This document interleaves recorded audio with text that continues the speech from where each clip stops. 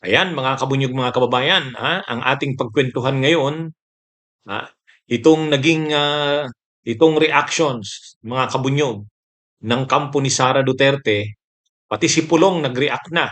Yung nangyari kahapon na hearing ng Justice Committee kung saan, grabe, nilampaso si Sara. Wala man lang kahit isa na bumoto pabor kay Sara. Talagang 53.0. Ha? 53.0 mga kabunyog mga kababayan. Grabe ano. Eh ngayon nag-react na si Sara diyan mga kabunyog. Yung kampo ni Sara nag-react na. Pati si Pulong. May reaction na si Pulong, mga kabunyog tungkol diyan sa nangyari na yang kahapon. So yan ang ating pagkwentuhan ngayon. Itong talakayan natin. O mga kabunyog, maraming nagtatanong sa akin. Maraming nagtatanong sa akin, Attorney, ano bang nangyari? Bakit parang natakot ang mga members ng Justice Committee kahapon? So maraming nagtatanong sa akin, bakit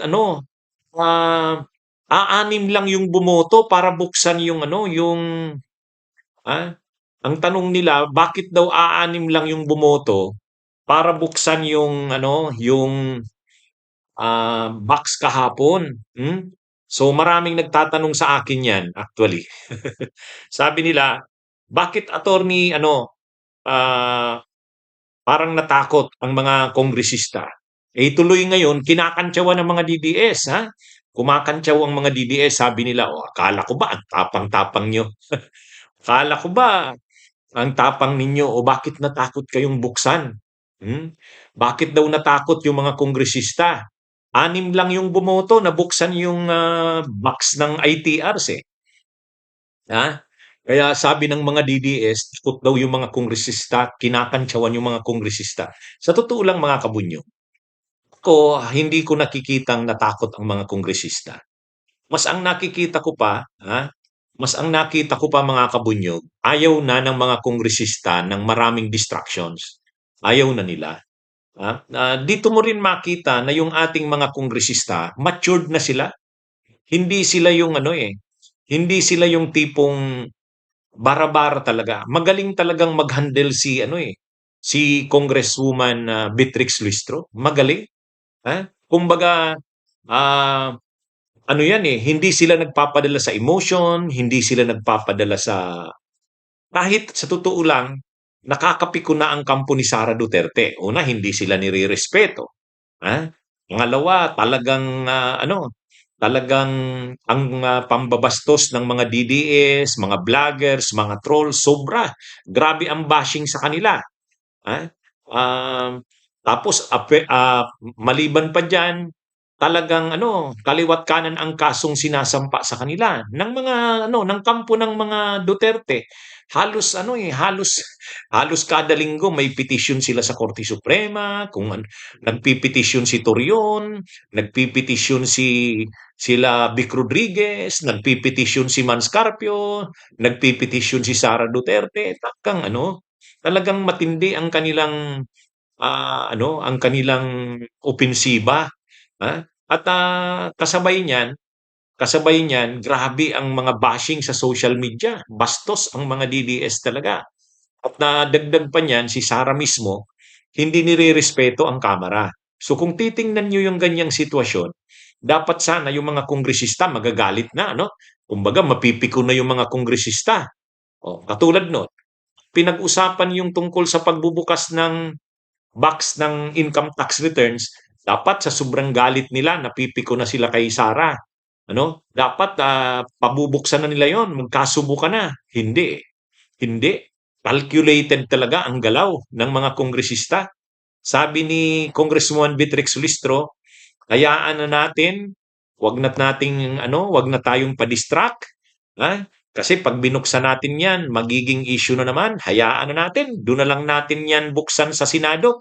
So kung mga kabunyog mga kababayan, yung hindi pagbukas ng box, kung sa mga DDS ang tingin nila doon ay parang kaduwagan, parang natakot, hindi. Yun ay nagpapakita ng maturity ng mga kongresista. Ibig sabihin yung mga members ng Justice Committee, kung sila lang yung tatanungin, bubuksan nila yon. Kumbaga magkasubo ka na. Kumbaga magkasubo ka na. Gusto nyo talaga ng subukan. O sige, buksan yan. Tingnan nga natin ang laman yan. Hindi. Hindi ganun, mga kabunyog. Kumbaga, maunawaan natin na yung mga kongresista, gusto nila, sabi na, sige na, pagbigyan na natin yan. Kumbaga marunong din marunong ang mga kongresista alin yung pwedeng ibigay, ibig sabihin, ah, alin ang pwedeng concession, ang tawag doon concession eh. Alin yung pwedeng i-concede o ibigay, alin naman yung hindi talaga pwede. Ayun, yun. Doon matindi itong mga kongresista natin. Matured na sila. Hindi sila nagpapadala sa emotion. Kahit si Congresswoman Beatrix Listro, nakikita nyo, kahit bastos na si Paulo Marcoleta, relax pa rin si Congresswoman Beatrix Listro. Kaya doon sa mga kongresista na members ng Justice Committee, makikita mo yung maturity. Yung maturity. Napaka-sensitibo yung isyong pinag-uusapan. Napaka-divisive, napaka-political. Pero ginawa nila sa Justice Committee, hindi sila nagsisigawan, hindi nagbabastusan, at kahit doon sa issue na yun ng pagbubukas ng box ng income tax returns, in-approach nila yun ng intelihente. Kumbaga, ang nag-motion na buksan yung box, sa totoo lang, ang nag-motion nun ay si Congresswoman Laila de Lima. Alam naman natin si Congresswoman Laila de Lima. Kung si Congresswoman Laila de Lima lang tatanungin, gusto niya, pabuksan yun. Buksan yun. Yun ang motion niya eh. O ito yung anim na mga na mga kongresista na bumoto para buksan yung BIR box. O yung nakikita nyo sa pinakakaliwa, si Congressman Defensor yan, Lawrence Defensor ng Iloilo. Yun, matapang din yan si Lawrence Defensor. Siya yung kahapon yung nagsasalita na sabi niya, buksan na natin yan para makita natin. Si Congresswoman Laila de Lima, siya yung nag-motion.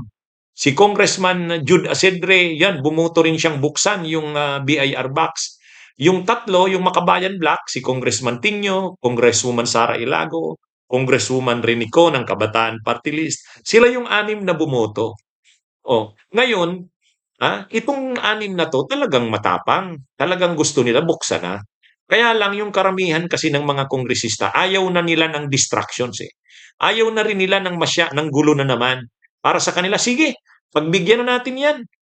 Kung wag na nating buksan yan dito para wala na, hindi na maging issue yan. Pag binuksan natin yan, issue na naman yan.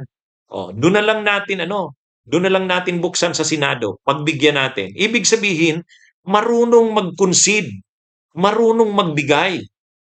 Kumbaga, yung ugali ng mga kongresista natin, nagpakita ng maturity.